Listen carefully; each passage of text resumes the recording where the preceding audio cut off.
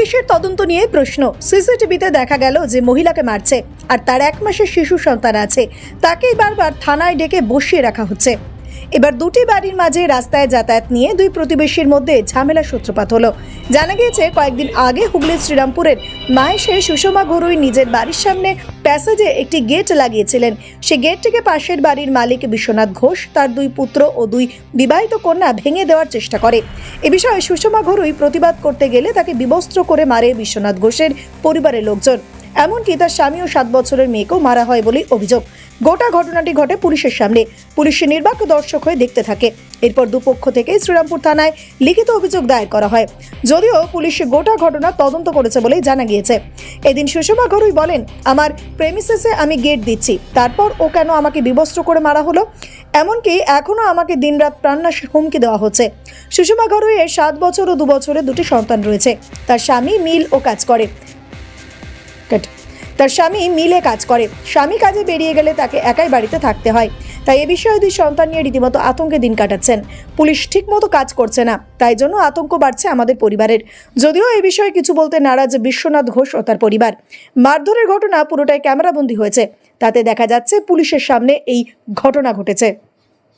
প্রপার্টির মধ্যেই আমি একটা গেট লাগিয়েছি। সেই গেট পাশের বাড়ি বিশ্বনাথ ঘোষ ও তার 2 ছেলে আর এবং 2 ম্যারেড ডটার 5 জনে মিলে ওটাকে ভাঙার চেষ্টা করছিল। আমি হার্ট সাউন্ড পেয়ে এলাম, এসে দেখি, আমি শুধু গেটটা ধরে বললাম ভাঙবো না, ভাঙতে দেবো না। এবং তারপরে আমার মাইনর মেয়ে 9 বছরে, তাকে ঠেসে ধরলো দেয়ালে। এবং আমার হাজব্যান্ড ওখানে ছিল, রেস্কিউ করতে যায় আমাদেরকে ঠেলে ধাক্কা দিয়ে আমার নাইটি ছিঁড়ে আমাকে বিভৎস করে ওরা মারধর করে। তার সমস্তটা সিসিটিভি ফুটেজে রেকর্ড আছে এবং আমি সেই সমস্ত কিছু থানাতে জানাই, কিন্তু এখনও তারা কোনো স্টেপ এখনও অবধি হয়নি। মানে তারা এখনও বাড়িতেই রয়েছে। এবার কেস হয়তো তদন্তর মতন কীভাবে এগোচ্ছে, কিন্তু তারা এখনও আমাদেরকে হুমকি দিচ্ছে প্রাণনাশের, যে এই ঘটনা করেছি, বেশি বাড়াবাড়ি করলে মেরে দেবো। আমরা খুব আতঙ্কে আছি। মানে স্বামী, সন্তান, আমার 1 মাসের বাচ্চা, তাকে নিয়ে ভীষণ আতঙ্কে আছি, থাকতে ভয় পাচ্ছি যে ওরা আবারও আমাদের উপর এরকম অ্যাটাক করতে পারে। কারণ যেভাবে আমাকে নাইটি ছেড়ে বিভৎস করে মারা হয়েছে, এই ঘটনা আবার তো ছবিতে দেখা যাচ্ছে পুলিশও আছে। হ্যাঁ, পুলিশও এর মধ্যে ছিল। পুলিশের সামনেই মারছে ওরা। এত কোত্থেকে ওদের কিভাবে এত সাহস হলো সেটাও বুঝতে পারছি না। পুলিশের সামনেই আমাদেরকে মারধর করা হলো। তাতে পুলিশের ব্যবস্থা নেই, কি বলবে? পুলিশ তো তদন্ত বলছেন আমরা করছি, কিন্তু এখনো অবধি তারা এরকম অবাধে ঘুরে বেড়াচ্ছে এবং প্রাণনাশের হুমকি দিচ্ছে। এই পুরো বিষয়টাতে ভীষণ আতঙ্ক। 2টো বাচ্চাকে নিয়ে বেশিরভাগ সময় আমায় একা থাকতে হয়। আমার প্রাণনাশের ভীষণ এখানে ভয় লাগছে। হাজবেন্ড কি কাজে? হ্যাঁ, আমার হাজবেন্ড এখন কাজেই আছে। সেই কারণেই আরো আতঙ্ক। আমি আতঙ্কিত। আমি পুরো বাড়িতে একা এখন হিসেব মতন। পুলিশ কি বলছে? পুলিশ এতদিন হলো পুলিশ বলছেন আমরা কেস স্টাডি করেছি, অথচ আমি এবং আমার স্বামী ওখানে মার খেলাম, সমস্তটা ফুটেজের মধ্যে রয়েছে। অথচ আমার স্বামীর বিরুদ্ধেই একটা এখানে আবার কেস করা হয়েছে, আমি শুনতে পাচ্ছি।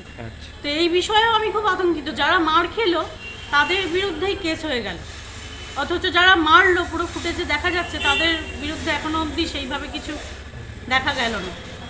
আপনি এই কি চান? আমি এটার বিচার চাই। আমি চাই যে দোষীরা যেন শাস্তি পায়, কারণ এই 1 মাসের বাচ্চা নিয়ে আমার স্বামী ছাড়া আমার কেউ নেই। এই বিষয়ে আমি খুব আতঙ্কিত। এবার এই বিষয়ে আমার স্বামীকে ফাঁসিয়ে দিয়ে হয়তো আমাকে অ্যাটাক করা হতে পারে এরপরে ফলস কেসে। আপনার নাম? আমার নাম সুষমা ঘরুই। শ্রীরামপুরের মাহেশে সুষমা ঘরাই মহিলার যে ঘটনাটা মহিলার সঙ্গে ঘটেছে এবং তার পরিবারের সঙ্গে ঘটেছে, তার আমি নিন্দা করি। পুলিশ থাকাকালীন কিভাবে তার সামনে এইভাবে একজন মহিলাকে মারা হয়, এ নিয়ে প্রশ্ন উঠছে। যে শ্রীরামপুর থানা পুরস্কৃত কেন্দ্রীয় সরকারের দ্বারা ভালো কাজের জন্যে, তার কাছ থেকে আমি আশা করব সঠিক তদন্ত হবে এবং যারা দোষী তারা শাস্তি পাবে। আর সুষমা ঘরাই এবং তার পরিবার আতঙ্কে ভুগছেন, তারাও আপনাদের দ্বারস্থ, তাদের সুরক্ষার দায়িত্ব আপনাদের। এই ব্যাপারটা যদি সঠিকভাবে না মেটে, হয়তো আগামী দিনে এটা আরও অনেক দূর পর্যন্ত যেতে পারে। কারণ এখন পুলিশ প্রশাসন সরকারের অধীনে নয়, ইলেকশন কমিশনের অধীনে। এটুকুনি আমি বলতে চাই।